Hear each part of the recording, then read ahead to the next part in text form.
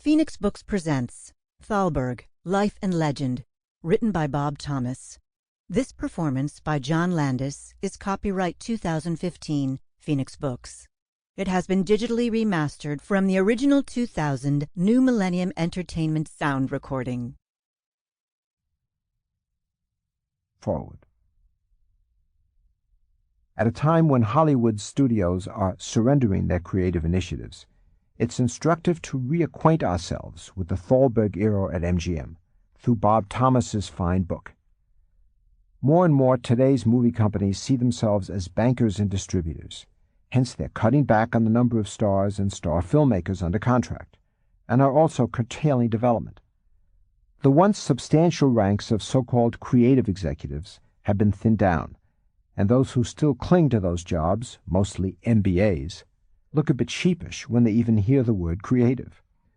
Those who still preside over that morass described as development hell, namely the screenplays that supposedly are being nurtured for production, they sense that their time would be better spent looking for projects that are already packaged and that are partially financed, hence require a mere yes or no. The pretense that studios really function as influences on our pop culture has all but vanished. Indeed, it's impossible to differentiate one studio's product from another. Whereas filmgoers once could look to a vintage MGM musical or a Warner Brothers gangster film, today no studio puts a particular stamp on a movie.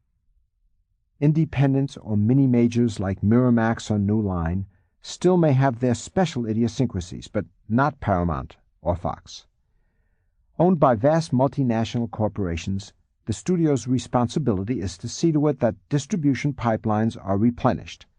In so doing, their mandate is to be risk-averse, not cutting-edge.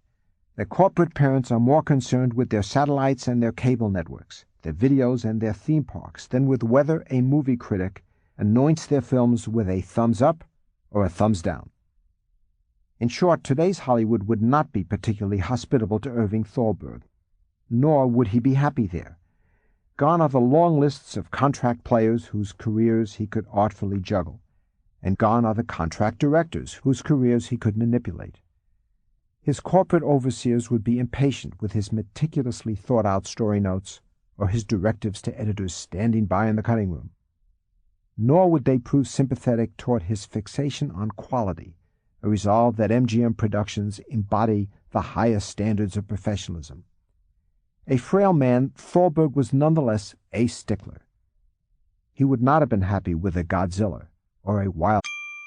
Sample complete. Ready to continue?